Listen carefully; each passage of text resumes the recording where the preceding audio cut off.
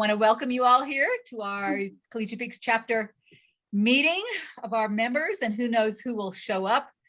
Unfortunately, we haven't been able to have a live actual member meeting in probably 2 years.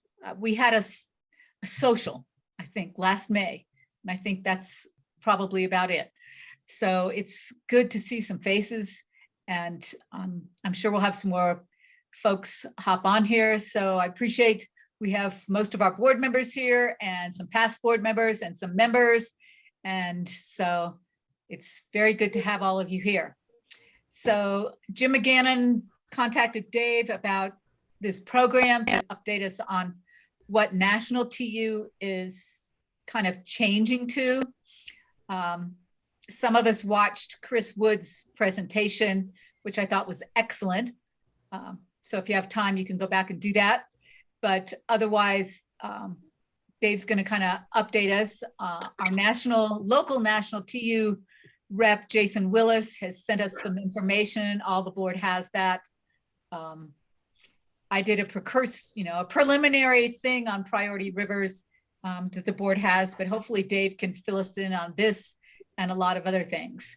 So if you all will put any questions you have in the chat, if you will mute yourselves, and if you put yourselves in the top right corner on speaker view, then you'll get to see David while he is talking there.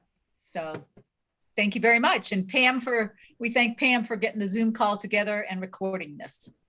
So David Nickum is our Colorado Trout Unlimited Executive Director. Thank you very much for the introduction, Karen, and thanks for the invite to join you all tonight. I will initially encourage all of you to do exactly what Karen said and check out Chris Wood's presentation, because he is a far more dynamic speaker than I. There's a reason he's our national CEO and president. It's definitely worth the watch.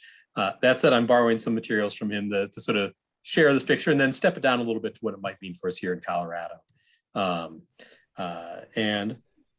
Sort of starting off by just looking at a little bit of who we are and what we do, and then with the strategic plan, some of where that might mean we are going as TU from the nationwide level right on down to your own Arkansas Valley.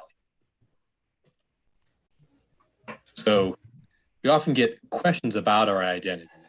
Are we about fishing, or are we a conservation organization? Are we a clean water group? Do we welcome people who don't fish? Are we a grassroots volunteer group, or are we more of a national advocacy organization? And the answer to this, all of these is yes. And often I think we look at some of these as either or, and it's really sort of an all of the above. And that's part of what makes TU unique, is that 360-degree approach to our mission. And that approach, in a nutshell, some of you may have seen this over the years. This is something that's not going to change in terms of sort of the types of tools that we can use for our mission. First off, starting at the foundation there, we are trying to base our approaches on sound science, using that to inform the way we approach things. And our conservation strategies are to protect areas that are in good condition. Often that's in the headwaters, but not exclusively so. And that can be through, in many cases, advocacy campaigns and efforts. Reconnect places where either from dams or diversions, dewatering, misplaced culverts, that we've fragmented habitat and can connect habitat to make it more resilient. And then where it's been degraded, restoring it. And then importantly, on that upper right corner is the sustain part. That's where we bring in the fishing, the education, the community involvement, because whatever projects we may do on the ground or advocacy campaigns, if we don't maintain an engaged community that's behind conservation, we're not going to be able to sustain the gains we have made. So that's part of what is not changing, is sort of those toolbox of approaches that we can use as an organization towards that. That said, I'm going to give you a quick video here that I hope sets sort of the tone for, I think, where the National Strategic Plan is envisioning all of us being able to go together. Hopefully the audio will come through.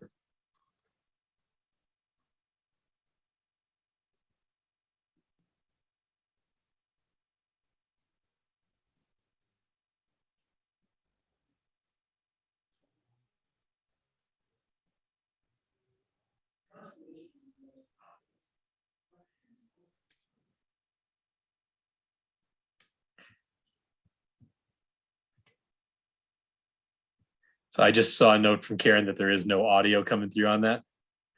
Let me see if I can get the settings to where that is. It's if not, we'll just move past it. But here we go. Share sound.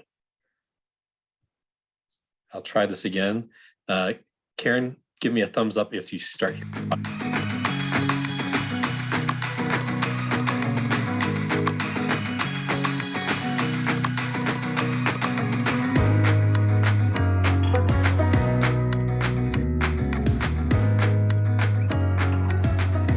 Conservation is the most optimistic and affirmative and forward-looking idea that America ever gave the rest of the world. We're comprised of 300,000 members and supporters with a very basic purpose: to help recover and protect trout streams and the watersheds that they depend on. Anybody who's ever stood in a cold, clean, free-flowing river understands that feeling, that connection to wild places and to wild creatures like trout and salmon who similarly depend on this life-giving resource. We are a part of the communities that we work in. Trout Unlimited gives people access to being a leader within their own community. There's always going to be a place for me to make an impact in the different projects that we do. Regardless of what I'm doing outside of Trout Unlimited, I can still be a student, I can still work as a firefighter, but then at the end of the day, I can come back and fly fish and hang out with the people that I love here, and it's still giving back. It still has that community service aspect, and I think that's what brings everyone together. I go to work every day with a sense of optimism that we will make a difference in helping to protect the salmon, that we'll make a difference in helping to return steelhead to coastal runs, that we'll make a difference in protecting the 23 native trout species that still remain here in America. Whether we're a TU volunteer, TU supporter, or a TU staff person, it's that sense of optimism and building for a better future that I think distinguishes us, and I think we will succeed.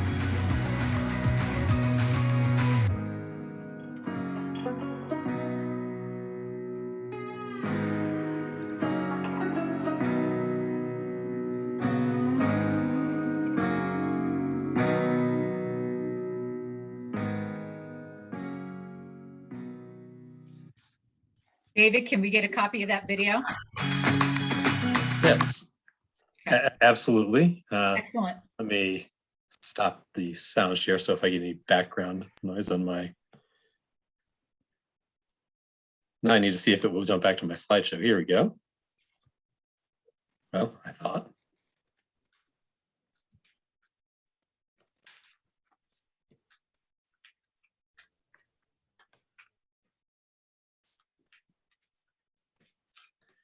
Well, come on.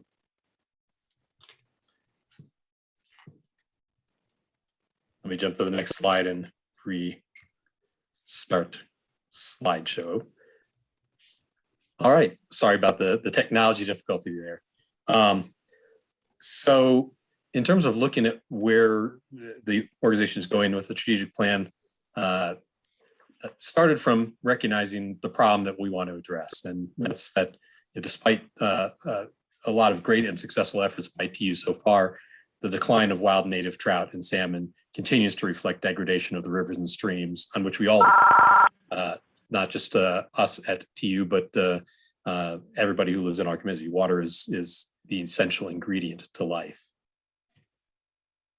So a vision for where we hope to see things go is for communities all across the country to engage in the work of repairing and renewing rivers and streams, so that the next generation has the chance to also catch and appreciate wild and native trout and salmon.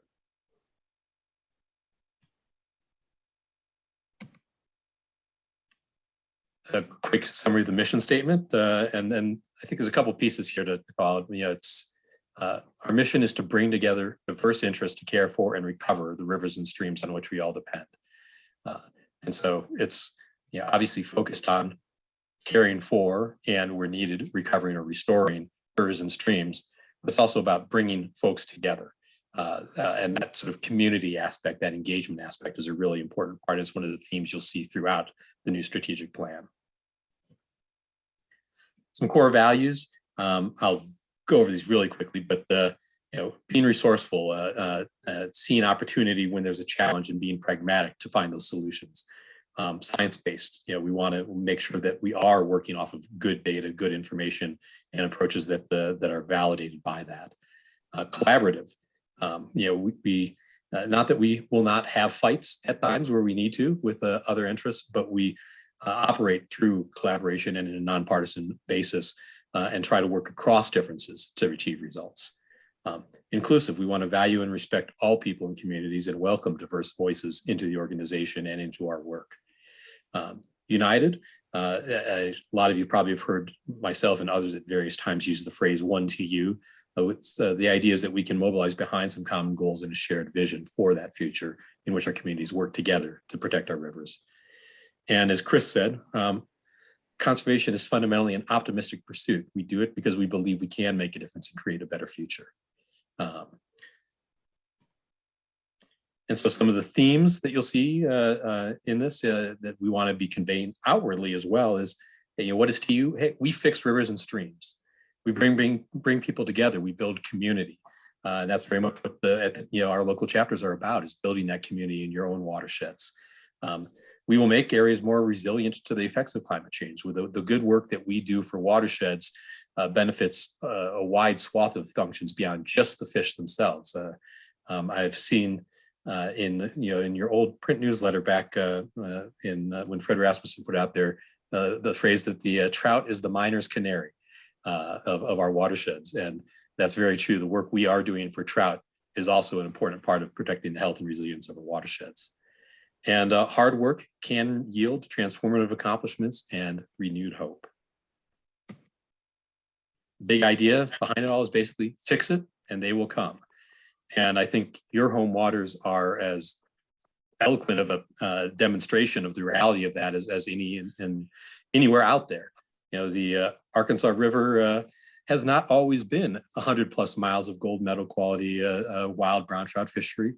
You've had to do a lot of hard work along the way, putting together flow agreements that help stabilize and secure a flow situation that can support fisheries as well as your local boating industry. You've worked on restoration efforts for habitat, and obviously a huge amount of effort in the headwaters for mine cleanup to try to improve the water quality throughout the system.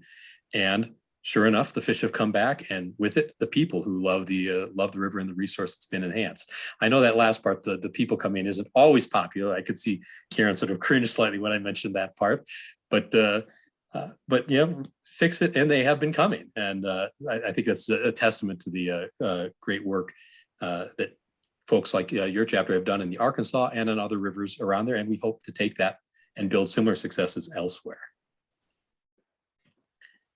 And so to get there, the National Strat Plan has a strategy that has sort of 3 key legs to it. The first is the one that you are already responding to in part. And Karen, I saw your note earlier with some suggestions initially as a draft level from the chapter on this, and that's identifying a national network of shared resilient priority waters for native wild trout and salmon, and a plan for fixing them. And that may not actually be fixing. Sometimes it may be maintaining them, one that's already in a good condition or healthy, and how our actions can help sustain it. The second piece of it is a call to action. It's focused on engagement, finding ways that we can become better at engaging our members and our community in the work of conservation. And that work can be a lot of different things. It can be the traditional, on the ground restoration work, planting willows, rolling rocks. But it can also be the hard work of advocacy, of advocating for protection of an area like Browns Canyon, as you all have been involved with in the past, or engaging in building that next generation of stewards who are going to sustain our rivers in the long haul. And then the third piece, and this is a really important one, is provide the resources to get the job done. Invest in our people as an organization, the staff, the volunteers, our partners, with necessary tools, technology, trainings, and resources. And that's some of where I think there's really a tremendous amount of opportunity, and the types of things that National is looking at in that regard range from a large, I don't want to call it a capital campaign, but in a sense, a large financial campaign to try to raise money to tackle some of these priority areas that we identify with the kinds of investment they need, to protect or restore them. But also to build better tools, better integrated tools for our chapters to help you all, as well as national itself and us at the state level, to be able to better meet people where they are, to know what interest a given member has, and give them communications that are customized to those interests and reflect those interests. We want to make sure that when people think of Trout Unlimited and especially nationwide Trout Unlimited, the first thing they think of isn't, oh, I've gotten 10 direct mail appeals in the mail or on my email over the last 2 months, but is, oh, they're doing this work and let me know about this conservation project that's really meaningful to me, or I am really passionate about protecting salmon runs, and especially Bristol Bay, where I had the chance to fish, and I'm getting information that shows me what's going on with that. So they're looking to improve those tools so that we can better serve our members in our communities in a more focused and effective way. I see there's some chat. I will warn you that the last time I tried to look at a chat, it took off the screen share. So I may circle back on those questions at the end if that's okay. Don't worry about it. I'll help you with the chat at the end. Okay, thank you, Karen. So they started on the priority waters piece, trying to get that network of priorities with a couple of states they did pilots in. One was New Hampshire, wasn't readily applicable to our state, so we were a little more interested in the work they did in Oregon. And what you see here is the priority watersheds that were identified in Oregon. They've already been through this exercise. And a couple things you'll notice probably, first off, a good number of these are quite large in scale. That whole Deschutes Basin obviously is an enormous watershed. There's also multiple areas that have been identified priorities, and for different reasons. For example, in the Upper Klamath, the staff and volunteers in Oregon were really excited about the opportunity to be involved in really important water management issues and collaborations with tribes and with the agricultural interests that could be very important for salmon recovery. In the North Coast, there was a lot of excellent habitat, but it was severed from a lot of the anadromous fish by culverts and similar blockages, tied with a lot of the road network in that area. Another thing you might notice, though, is that the population center and sort of the home waters, if you will, of a huge portion of TU members in Oregon wasn't identified as one of their priorities, ironically. The Willamette running there from Portland up to Eugene did not emerge as a priority. I can assure you that the chapters out there and the state council don't plan to ignore the Willamette because it didn't emerge as a priority. But they are hoping that folks can rally resources and collectively work on some of these other areas to tackle needs and opportunities in the coming years. And so that's a little bit of a look at what Oregon came up with. And now, what does this shared agenda look like here in Colorado? I'll start with first sort of the why part. And it really is to focus our efforts and hopefully leverage additional resources by being able to tell a compelling story to funders and partners that they'll want to be part of and help contribute to the success of, as well, to really build on our 1TU approach to conservation in moving the needle on some of these priority locations. It's a lot of the work, especially that national TU, but also to some degree, for us at the state level, is driven by opportunism on where a funder might be interested in working. And this is a chance for us to be a little more strategic, to get out ahead and get input and think about where do we want to really move the needle in the next 5 years and make some focused effort as volunteers in terms of staff and financial investments. But just as with the Willamette in Oregon, this does not mean that the state level and local TU are not going to continue to work on our home waters. We expect that's going to continue to be a very important part of our culture because so much of our connection to fishing is grounded in our home waters in any given community. So don't think that the home waters concept is going away altogether. This is sort of another layer on top of that where we can put some focused in and sort of do a broad funding and volunteer campaign to be part of, for many of us, a chance to be something bigger than just ourselves.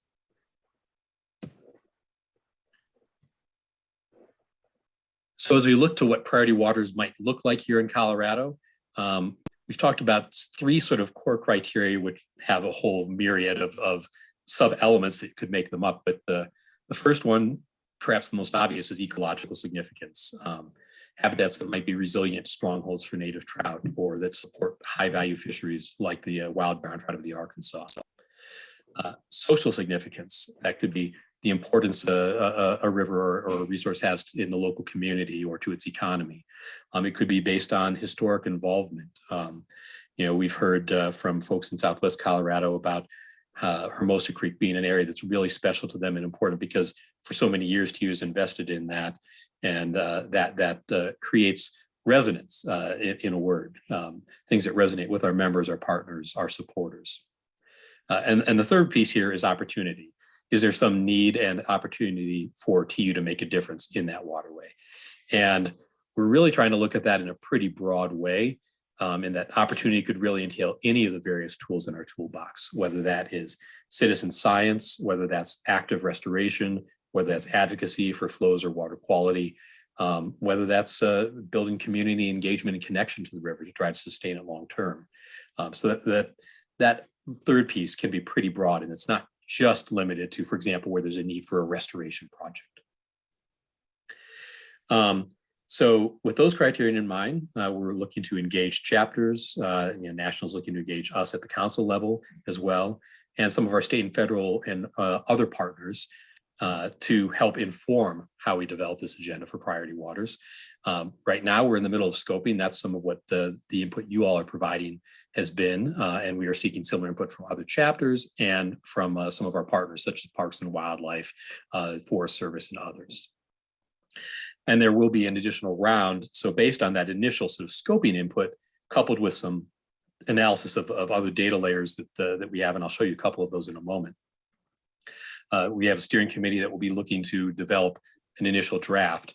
And the intent then is for that to go back out for an additional round of feedback so it can be refined based on feedback once you actually have sort of a target or a straw man to react to. And then the third piece, which will follow that in turn, is developing the operational plans. What is it that we actually want to try to do over the next 5 years to move the needle for these different priority areas? What does that look like? And then, of course, implement that agenda that we defined through the plan. So that will be sort of the next step. And again, some of the input that you're providing even now will help us on that front. So a few of the types of things we'll be looking at, in terms of resonance, you don't get a whole lot more resonant than gold medal waters. And I apologize, some of the pastel colors here are not the most easy to spot, but these are sub-watersheds that feature some of our gold medal waters. So areas like Spinney in the Middle Fork of the South Platte in that area, or Cheeseman Canyon here. This very large one being your home waters, the Arkansas, 100 miles of gold medal, the Roaring Fork and Frying Pan, and so forth. We have layers of information reflecting some of those high quality fisheries. We also have information from sources like the Forest Service, where we're getting a feel for where there's problems. A lot of these red watersheds that you see, those are ones that that aren't functioning properly, where there's significant impairment to their function within the National Forest classifications.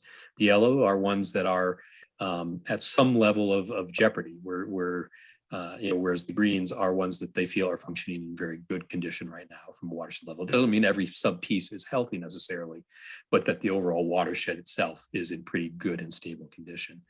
So again, that maybe shed some insight into where there are problems that we might want to be part of, or conversely, areas that maybe aren't suitable for, say, native trout restoration if it's a highly at-risk watershed setting.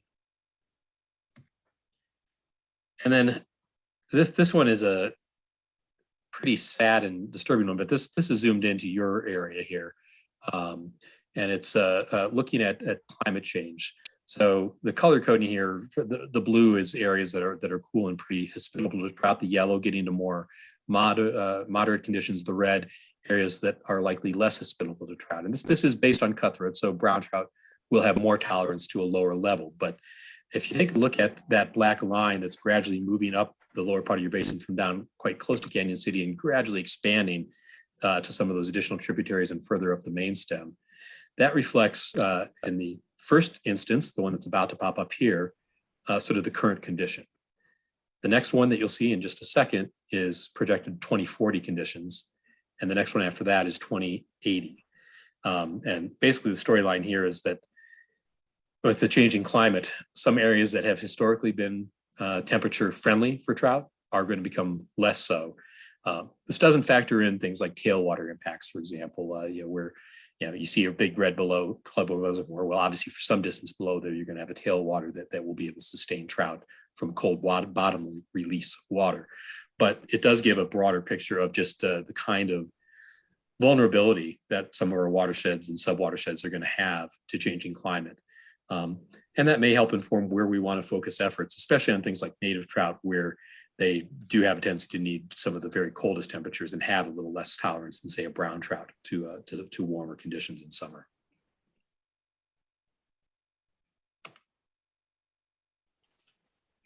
And so where do you fit in this point? Well, I talked about the scoping and what we are seeking right now by the end of the month. There's a little flexibility, obviously, if you need a little more time to refine, and there will be subsequent opportunities to provide further input. But the initial thing we're looking for from you all is your ideas on these priorities, and that includes some basic information about what waters or watershed are you looking at? Why does it matter, whether that's that ecological significance or the social, or a bit of both? And I would say there's a bit of a sliding scale in how we'll probably look at that. Something that's super ecologically significant may elevate, but conversely, something that's a little less ecologically significant but highly socially important could also elevate. So,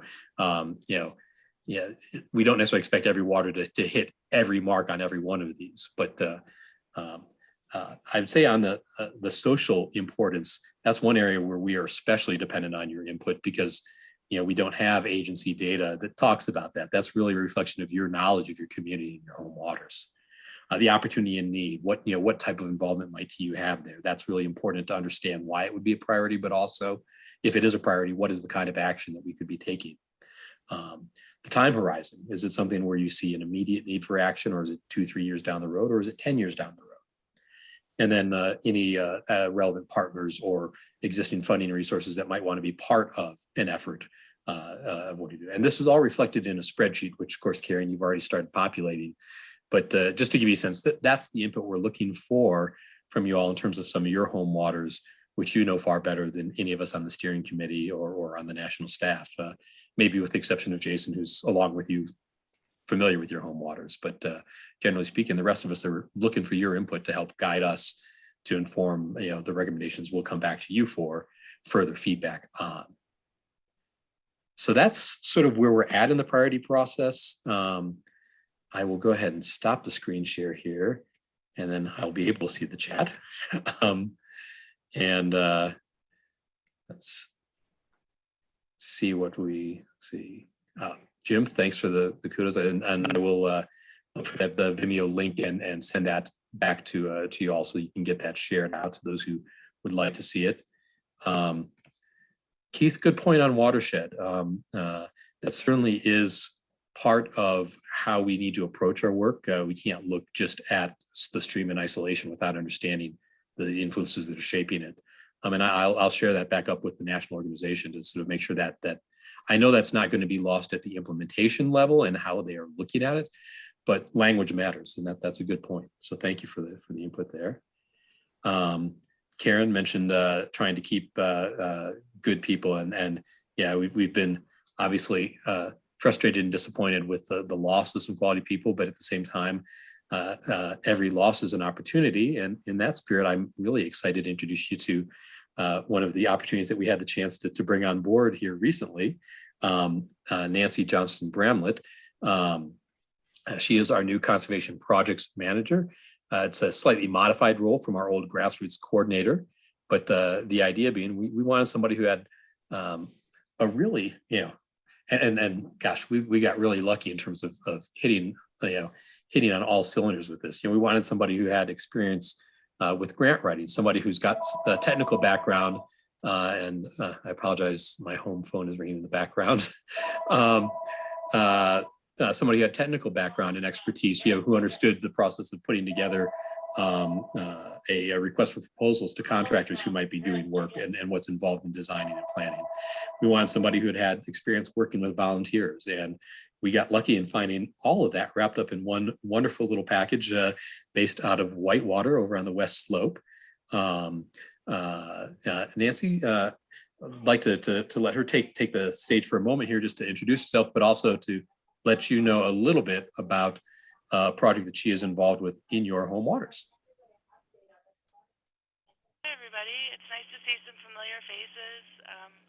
I've been working with Keith Krebs and Greg Polisky. Have been on the Upper Watershed, um, Upper Arkansas Watershed Partnership Group. Excuse me, I'm feeling a little under the weather tonight. Which is doing some really good work. They're centered with the Central Colorado Conservancy and doing their best to just cross-collaborate and find out every stakeholder that's involved. El Corazon is involved.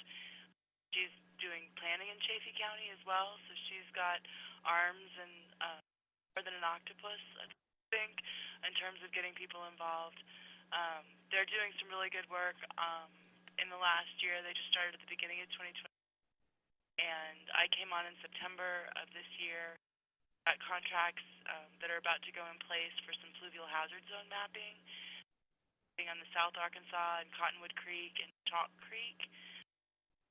Base understanding, which I'm hoping that the main stem of the Arkansas is fairly well studied and managed at this point. So they're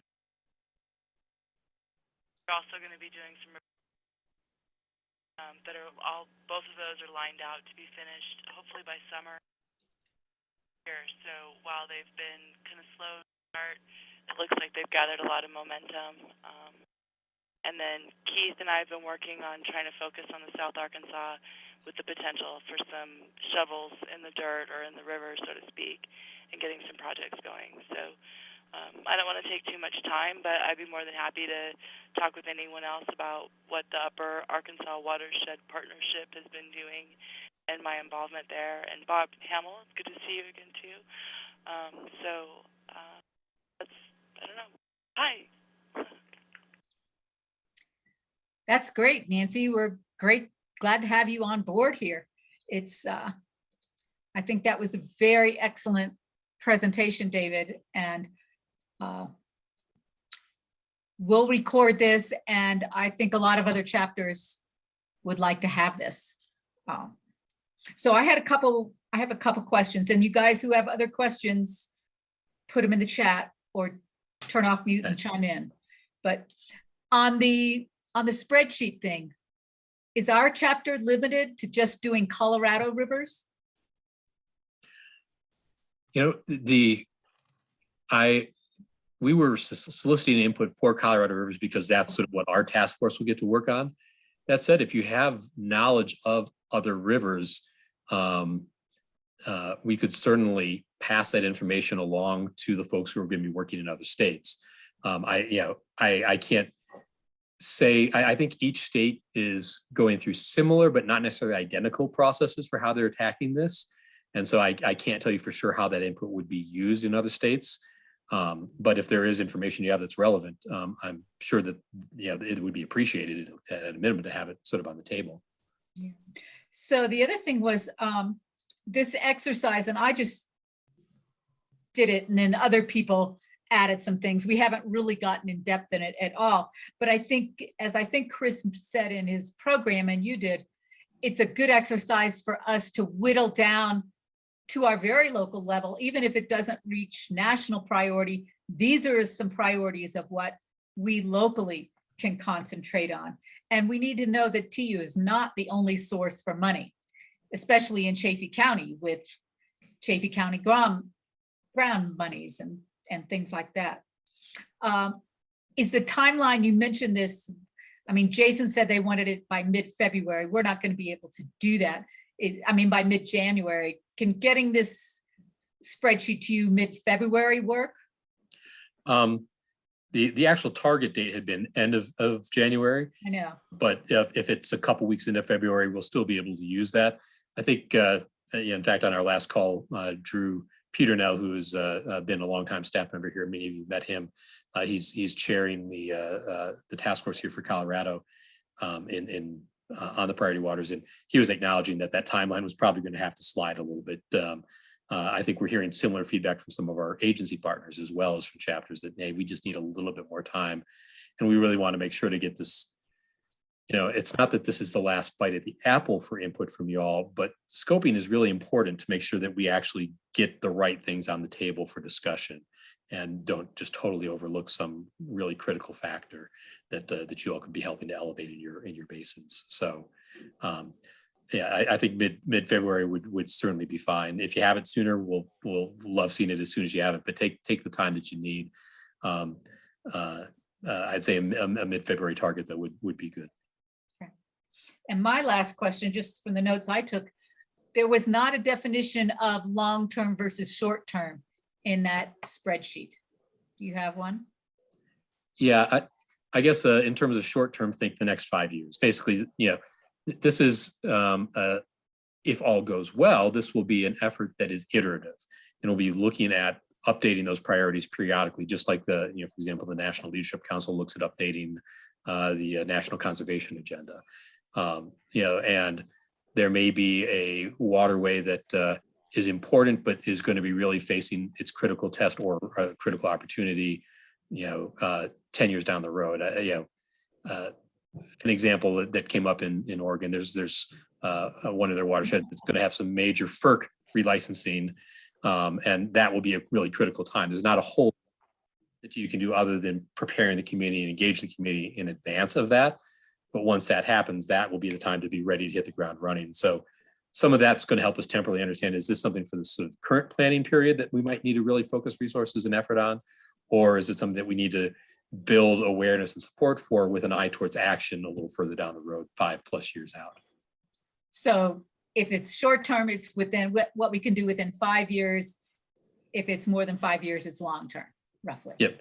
And I wouldn't even say what we can do, because it might be something that we start work on, and be working on actively the next 5 years, even if the ultimate result might be further down.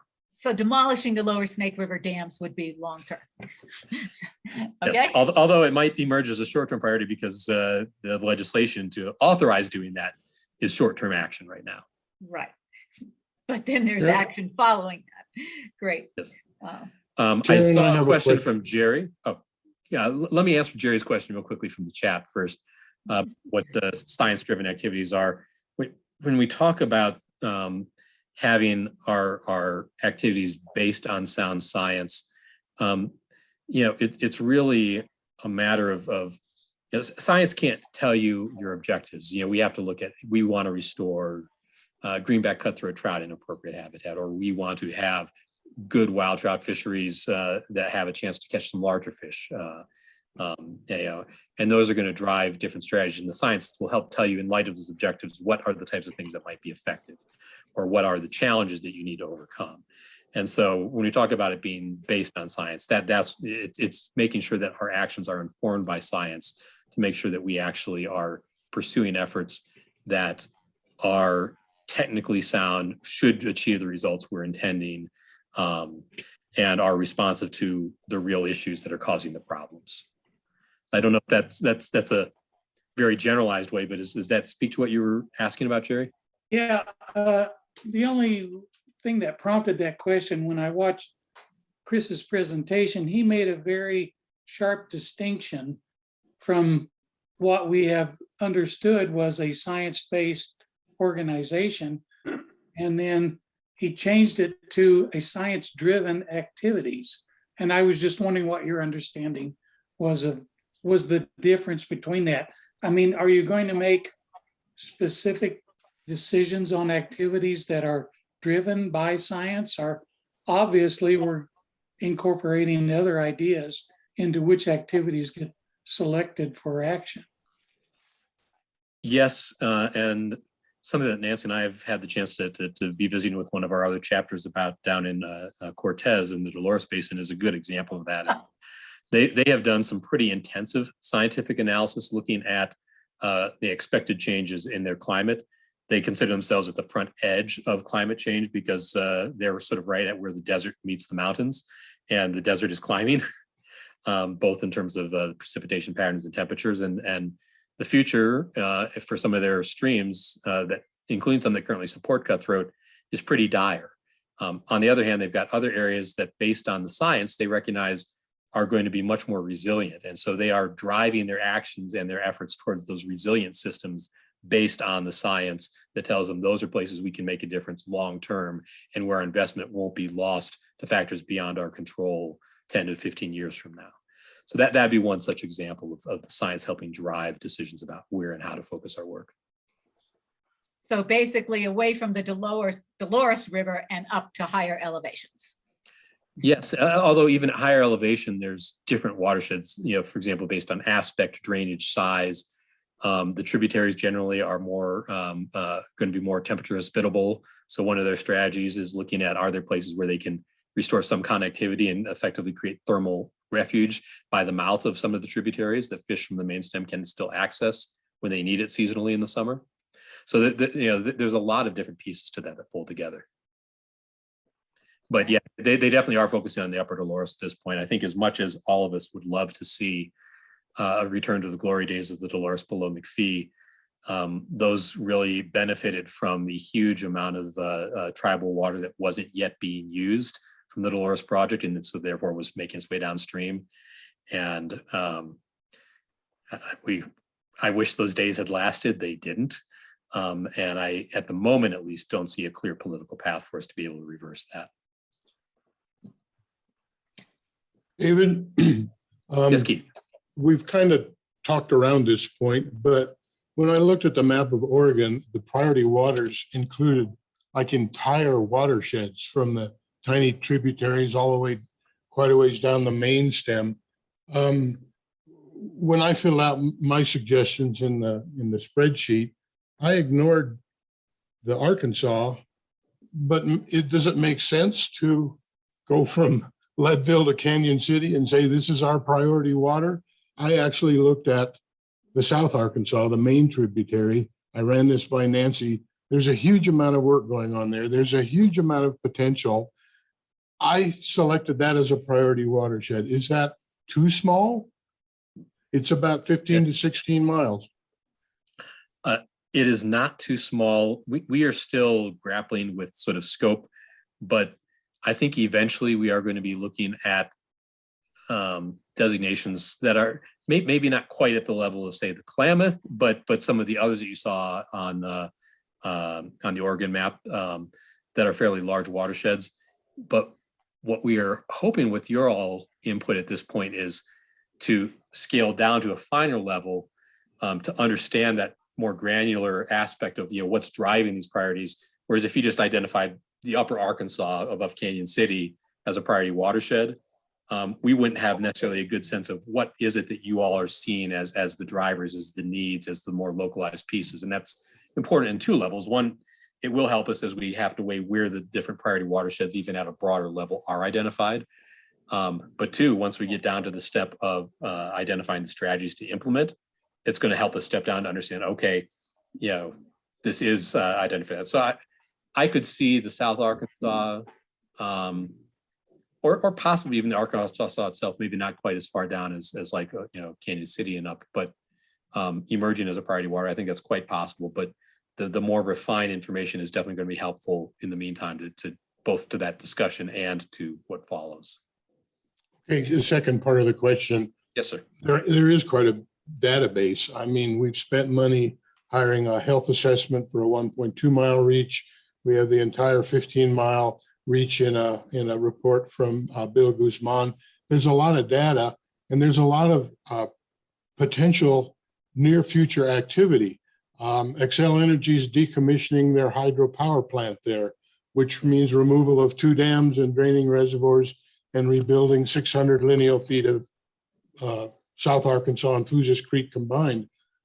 It's going so fast, I'm worried about the 15th not being soon enough to get this information going, because I think there's a great opportunity to be involved in that already planned rehabilitation, as well as taking it on up Fouzes Creek. I've been on that trail. I'm pretty sure there's native trout in Fouzes Creek now.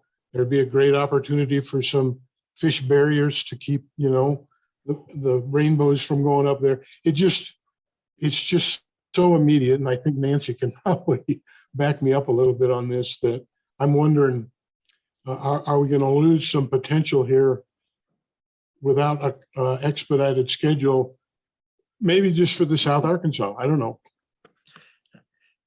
And Keith, I guess on that point, I would say we don't need to wait for the priority waters to be identified to seize opportunities that are out there on your home waters in the meantime.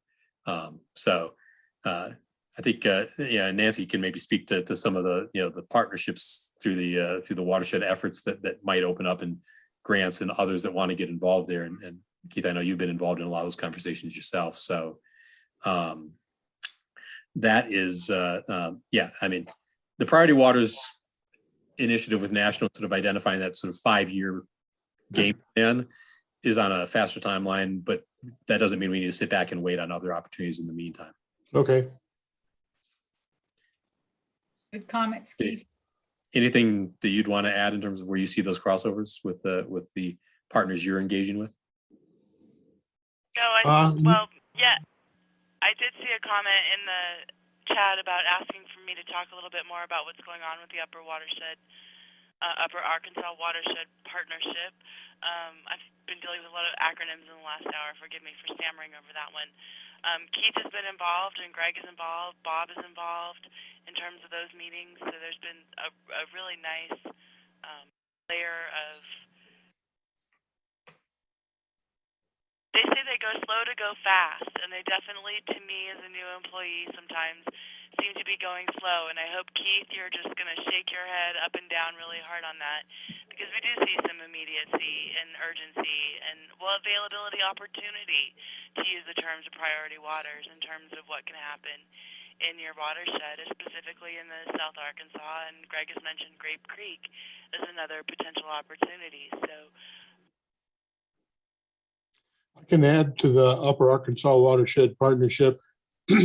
For many years, since I got more active, there's been organization after organization with common goals. I think the Upper Arkansas Watershed Partnership is serving as a fine sort of umbrella organization and coordinating between the disparate elements. I see that as a real advantage. They're definitely on board with the South Arkansas work that we've done so far. In fact, I think there's some impetus for using that as like, okay, here's the example, here's what it provided us, let's do it on the other tributaries of the Arkansas. And that's underway right now in terms of prioritizing. So I think it's a great organization, and anybody can attend the Zoom meetings. So I encourage anybody who's interested, besides Bob and me. And I think Reed, didn't you attend a few of those? Yeah, a couple of them. You and I were trying to spread out our workload, so we decided we didn't both have to be at some of those meetings. You drafted Jim. yeah, I was going to say there's a lot more familiar faces than I rattled off now that I'm seeing the full grid view. So I love how active your chapter is, and have seen so many of you guys already in these meetings. And I'm open to suggestions as to how my role within that partnership could be streamlined or improved. If you've got any ideas on that, I know Greg, you and I have been talking about the flow regime, and Keith, especially on the South Arkansas, and wanting to get some shovels in the dirt. So I'm open and available. I think you guys all have my contact information, so please reach out. So we have a new person kind of new to the Valley, who's wondering how to get involved or attend one of the Upper Arkansas Partnership meetings. Bobby or Nancy or Keith, can somebody answer that question? Well, the next meeting's it's in February, right? February 2nd. I suppose I could forward him the email invite, and he could just attend by joining the meeting. Does that make sense to you, Nancy? Sure, or feel free to just email me. My email is really simple. It's nancy.johnston@tu.org, and I'll be happy to loop you in. I'll put that in the chat as well. Okay. Well, actually, Maybe you can copy that. Nancy has volunteered to be sort of the overall manager of all the different things that are going on in the South Arkansas. I appreciate that. It took her about 0.02 seconds to jump into all these issues, which is really appreciated. So I will defer to her as the manager. Well, I appreciate that you've said that, Keith, because you're absolutely on the hook to ride this train with me. I realized after I raised my hand and jumped up and down and said, yes, I'll do it, that there's going to be some paperwork involved, and we need to write a charter and some other things, because like you mentioned, this partnership is being very careful to be inclusive and to make sure that as many organizations want a voice at the table are being heard, and they keep saying if you're not at the table, you're on the table, which I guess may be more true in Chaffey County than other places, I'm learning. But I definitely am keen to have more people participate. So yes. Two other things I noticed in the chat. Greg, on providing input. Yeah, I guess if you can work with Karen, I know you're already sort of getting started on assembling chapter input on a common sheet. So that would be great. Thank you for your offer. And if you have some of your contacts at CPW, we also are soliciting input through them as a partner group. I'm not certain exactly how they're involving the area biologists, but we're actually working with your former senior biologist a fair bit. Josh, in his new role, is working with Josh Nearing. What is his new role? What happened there? So he was promoted to basically the deputy state aquatic manager position, a second in command, if you will, to the state fish chief, Matt Nichols. I think it was this place where Matt was recognizing that there was, related to the range of sports fish management and other efforts, just enough places that he wanted to see CPW have a stronger ability to participate in, and somebody could focus on certain ongoing efforts without the day-to-day responsibilities of being responsible for one particular watershed, and the actual active management as much. So that's the role he moved into, and they are hiring behind. I have not yet heard if they have that successor hired, but I know that Josh was eager to try to get that backfilled as soon as possible so he could start wearing his new hat exclusively instead of trying to juggle two hats. David, I believe they did hire someone named Paul Motes. Paul Motes, okay. Yeah, and he's been with CPW for a long time, but he's taken Josh's place, and we still have Alex Townsend, and I think both those guys should present to this TU chapter at some point. I would like to hear from Paul and what he thinks, and updates from Alex. So yeah. Hey, Bobby, you're in charge of getting them together. Yeah, that's easy. Okay. I told you I'd help you with that. I know you would. There. His name is actually Paul Fouts. Fouts with an F. Fouts, and Okay. he was the aquatic conservation biologist prior in the southeast region. So he got involved a lot with Plains native fishes, and then also with boreal toads up in our country. So he's actually pretty familiar, in our region. So he moved up into that position, but he's really a great guy. You'll dig into collaboration and all the kinds of things we're talking about here today. So good addition. That's great, Greg. And I am so appreciative of your taking your time to come and attend this meeting and to answer my question that the Hayden cutthroat is genetically one of a kind. Yeah, that's true. Yeah. Where are they? I'm new into this technology kind of stuff, or I'm getting older. I don't know, which it is, but I had other comments that I actually sent to Nancy. So I didn't select everyone, but I did correct that and kind of select everyone. So, yeah, I'm doing a lot of Hayden cutthroat work. Actually, I'm on a contract with CPW. Great. To find new places to put them and to recover them. So they are a lot of history there on what they kind of are, but it's easiest just to say they're genetically unique. There's no other haplotype that they share with any cutthroat or any trout on the planet. So you'll be preparing a presentation on this for the future, correct? Yeah. All you do is say yes. That'd be Alex. Alex. Well, okay. Does anybody else have any other questions? I've got one for David. Yes, sir. We seem to have different levels of priorities here. We got local home waters and Colorado priority waters, but Chris Wood is talking about more national priorities, like the bigger picture, the watershed, and, you know, bigger projects than what we've been discussing here locally. Is that correct? Yes and no. It's definitely correct that there are different levels to it. I think when Chris is looking at watersheds, I mean, a lot of that is a matter of stepping up the smaller pieces into a larger vision. So it's not necessarily that every priority watershed is going to have some watershed-wide protection strategy, as opposed to having some discrete pieces within it that need to be tackled and that are sort of the key linchpins to its resiliency. But from a vision standpoint, you know, they definitely are prodding us, and that's why we are going to be looking at our recommendations for the state ultimately being at that HUC 8 or 10 level. That said, you know, I do want to reiterate that things that that the chapter might identify as a priority that don't emerge on the national list could still be really helpful in guiding efforts you all want to invest in.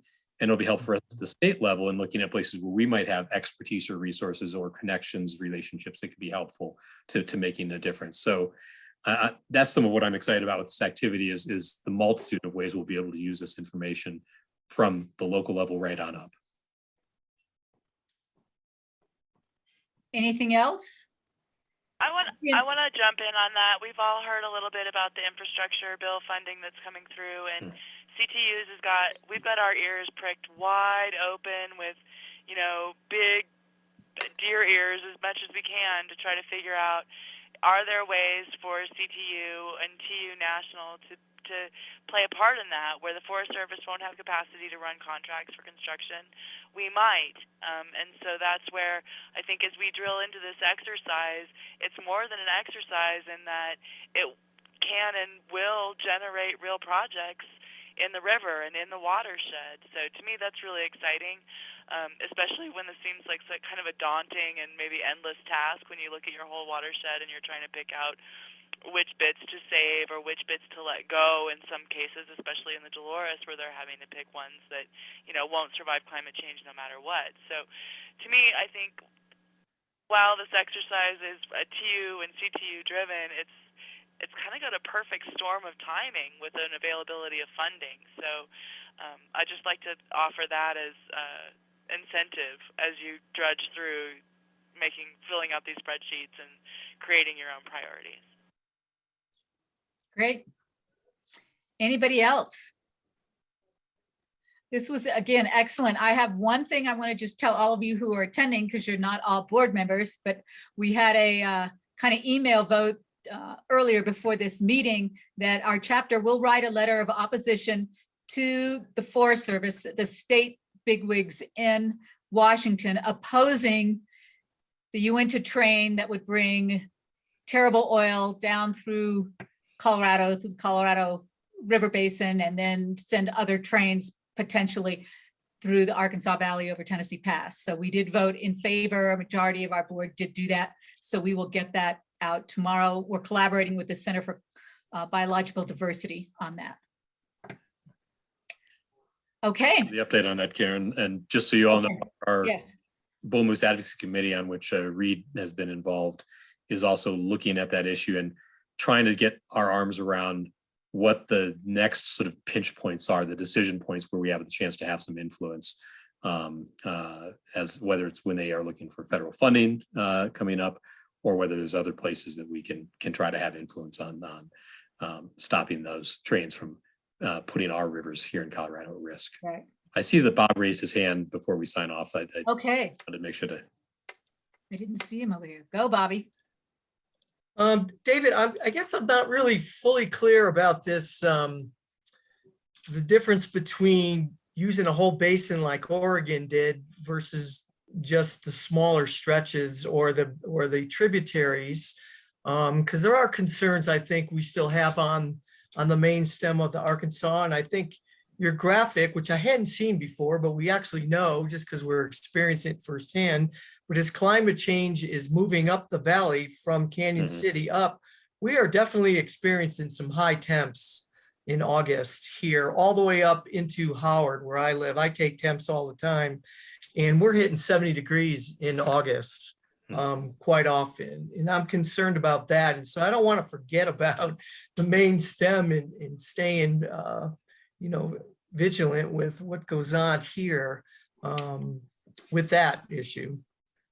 Yeah, and I guess I would definitely say in looking at individual reaches, the main stem can and should be one of those and identify the challenges or the concerns that you see there.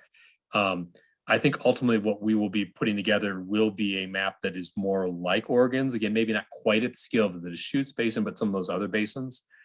The reason we were asking for input at that finer grade level is because, again, that'll help us sort of see, for example, are there some watersheds where there are a set of common challenges across multiple sub-watersheds where a holistic effort might really be beneficial, and we can talk to the community, talk to funders, talk to partners about it in a really compelling way. That could be part of what helps us design the game plan for how to move forward. But in terms of how we're looking at it, the phrase that Jason from your local area, who's part of this working group as well on behalf of the Mineland program, talked about is taking it down in order to take it back up, taking it down to a more detailed level in order to roll that back up into larger clumps of watersheds that would be identified. But by getting that final level of detail, hopefully understanding a little bit better what the challenges are, whether that's threats like the Uinta Train and the potential reopening of Tennessee Pass, whether it's climate change starting to encroach higher and higher in the watershed, or whether it's some of the opportunities specifically that, like Keith mentioned, on a tributary like the South Arkansas. Mm-hmm. That answer you, Bobby? Yeah, That's it's great. I mean, we're a pretty unique area, I think, especially Chaffee County, and I'd like to see it spread down a little bit to Fremont and farther downstream. But we have a lot of partners, as you are aware of, with the Upper Ark Watershed Partnership and the Upper Arkansas Watershed Collaborative doing work in the burn scar areas and in other places, fuel mitigation, fire mitigation. So there's a lot of good collaboration here, and there's money, and there's money through the Basin Roundtable and water supply reserve funds. I mean, there's definitely ways that TU can partner with a lot of these other groups in this basin for sure. Great. Okay, well, I want to be respectful of everybody's time, and I want to thank you very much, Pam,